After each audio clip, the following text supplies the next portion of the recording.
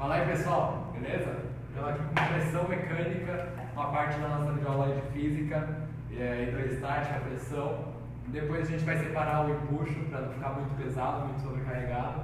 Mas vamos lá, pressão mecânica. A coisa mais importante de você saber de pressão é a fórmula. Você tem que saber que a pressão vai ser igual a força sobre a área de contato. Ou seja, vai ser a força aplicada dividido pela minha área de contato dessa força.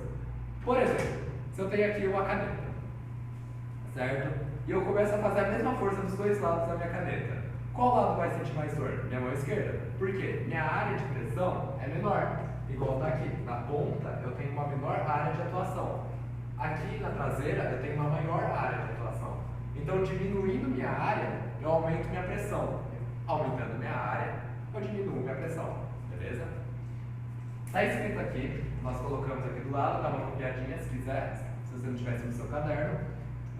E aqui a gente tem um exemplo da traseira, né? Já falei, e tem aqui a proporção, beleza? Ou seja, diminuiu a área, aumentou a pressão. Aumentou a área, diminuiu a pressão. É inversamente proporcional à área, né? E a pressão vai ser diretamente proporcional à força. Aí galera, pressão hidrostática agora, beleza? Vamos lembrar, pressão hidrostática é aquela que é a pressão exercida por um fluido. Agora, o que é um fluido? Não, o fluido não é só líquido. O fluido pode ser tanto um gás quanto um líquido, beleza? E como que eu faço para calcular a pressão hidrostática? É a mesma coisa da pressão mecânica? Não é. Vamos ver aqui, ó. A pressão hidrostática eu vou calcular com a densidade, a aceleração da gravidade local e a profundidade, beleza? A densidade, vamos lembrar que a densidade é dada por massa sobre volume, beleza? E o SI dela, né, sua unidade no SI, obrigado Lima, sua unidade no SI é quilogramas por metro cúbico, beleza? A aceleração da gravidade é aquela aceleração que vai variar de planeta para planeta, tá certo? E ela é dada em metros por segundo ao quadrado. E a altura, dada em metros, a profundidade, vai ser a profundidade que meio o ponto onde a pressão exercida se encontra. Por exemplo aqui, se eu tivesse 1 metro daqui até aqui, certo? Do ponto A até a superfície do líquido, eu usaria 1 metro aqui, beleza?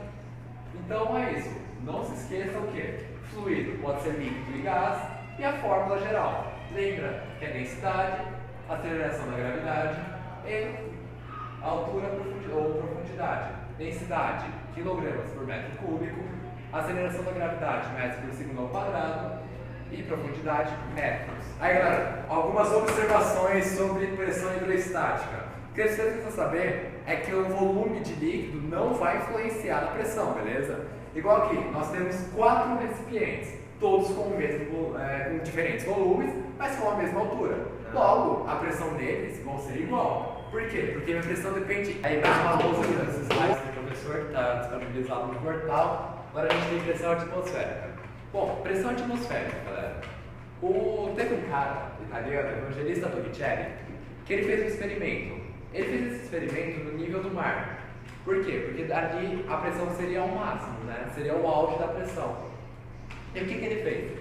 Ele pegou um recipiente, encheu de mercúrio, pegou uma tubeta, encheu de mercúrio também e virou essa tubeta no recipiente.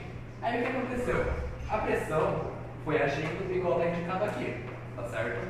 E conforme essa pressão foi agindo, o mercúrio da tubeta foi descendo e quando ela parou, ele descobriu o quê? Que a pressão atmosférica no nível do mar vai equivaler a 76 centímetros de mercúrio. Tá? Por quê? Porque ela desceu até a marca dos 76 centímetros. Então foi essa a conclusão que ele teve. Ok?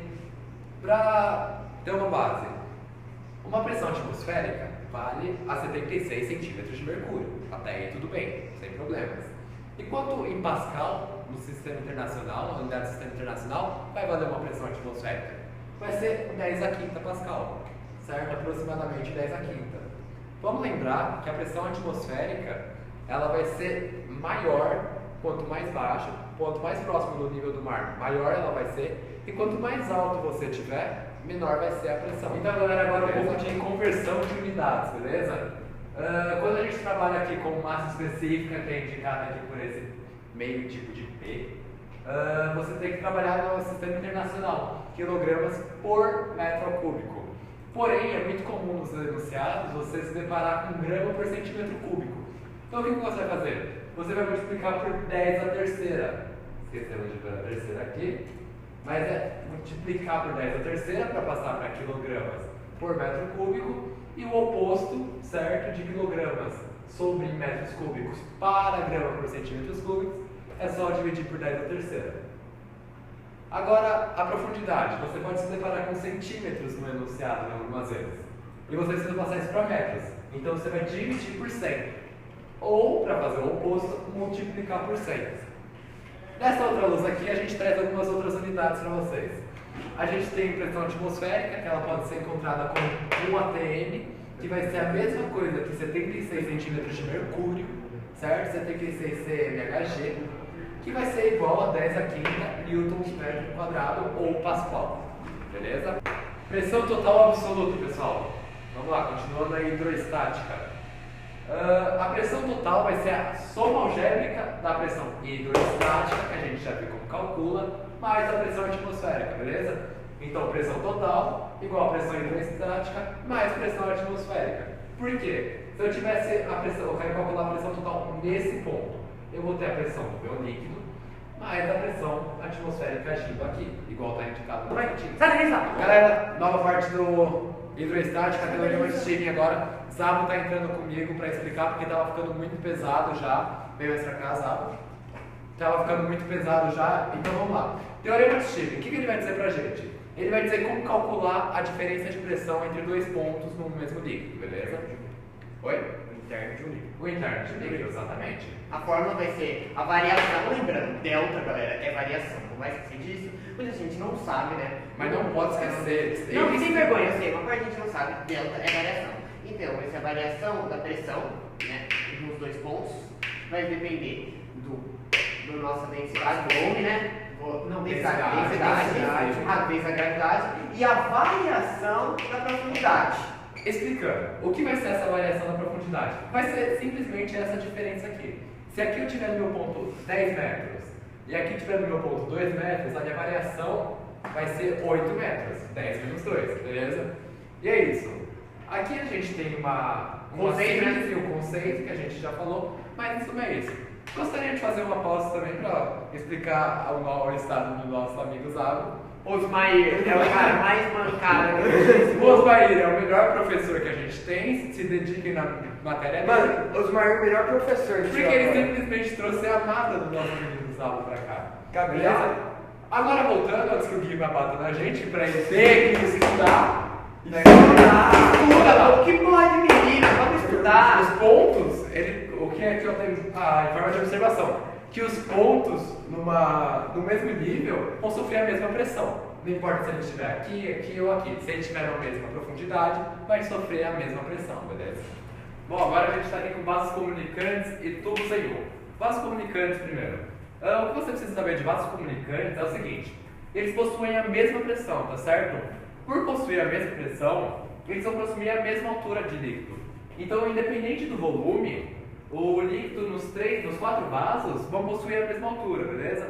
Consequentemente, a mesma profundidade, ou enfim. Mas lembra, possui a mesma pressão e a mesma altura. Agora, tubos em U.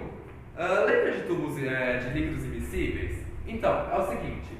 Aqui, quando você tem um líquido immiscível, em um tubo em U, você vai ter que o líquido menos denso, certo? No caso do nosso líquido A, vai ficar por cima do líquido mais denso, ok? E a linha que vai separar eles vai ser uma linha horizontal.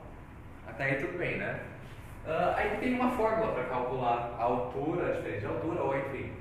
Você vai pegar a densidade do primeiro e a altura do primeiro e igualar com o produto da densidade do segundo com a altura do segundo, beleza? Mais uma parte aqui dos nossos slides, agora Teorema de Pascal, ponto muito importante da hidroestática. O Teorema de Pascal vai dizer pra gente o seguinte, que a pressão em um líquido homogêneo se transita, que está escrito isso, transmite integralmente a todos os líquidos, não tem essa vírgula aqui, né? Bitinho. Se transmite integralmente a todos os pontos de um líquido, certo?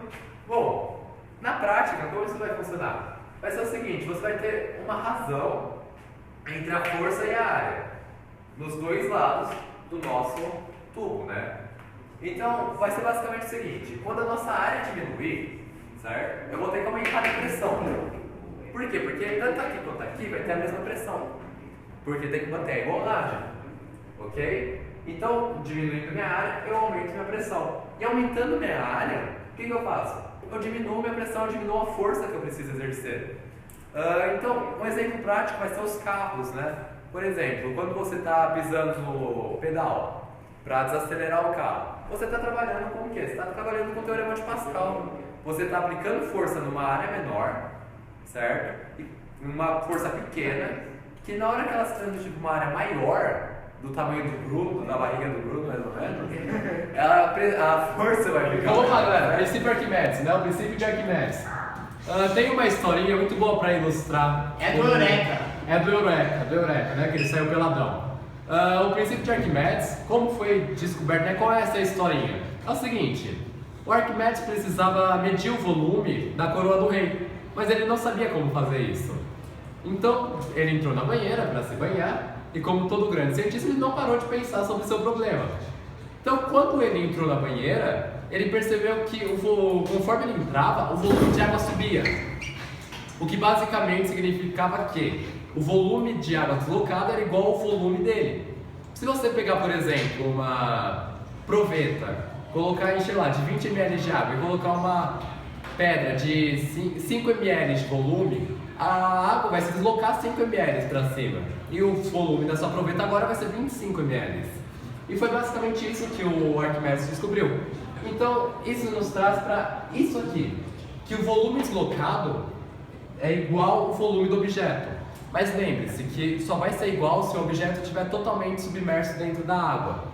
O que basicamente significa que, caso ele esteja parcialmente, por exemplo, 50% apenas, submerso na água, o volume de água deslocado vai corresponder a esse 50% do volume do objeto, beleza? Mais pra frente com os exercícios fica mais claro. Isso nos traz para a fórmula do empuxo. Lembrando que o empuxo é aquela força que vai contra o sentido da força-peso. Ela vai de baixo para cima, presta muita atenção nisso, porque pode vir como pegadinha na prova, ou enfim. E é o seguinte, a fórmula do empuxo é densidade do líquido, não densidade do objeto, preste atenção, vezes a gravidade local, que como eu disse anteriormente, você pode assumir que é 10 ou 9,8, dependendo do exercício, porque é muito difícil você achar um exercício de empuxo, hidroestática, fora do planeta Terra, multiplicado pelo volume deslocado, beleza? Ou seja, não vai ser o volume do objeto. Como eu disse aqui, não necessariamente o volume do deslocado vai ser igual ao volume do objeto. Então, na fórmula é volume deslocado. Lembrando que tudo tem que estar no sistema internacional para não haver erro. Agora, nós temos também, que eu esqueci de indicar aqui, o peso aparente. O peso aparente é aquele peso que você sente quando você está na água, por exemplo, carregando uma caixa, uma bola ou até usado, que vai ser o peso real menos o empuxo. Beleza? Não é muito difícil isso aqui, certo, pessoal? Nós vamos fazer exercícios para frente. O professor já indicou quais poderiam ser os exercícios que vão estar na prova. Então, nós iremos realizar alguns exercícios e assim a gente encerra a parte teórica, beleza?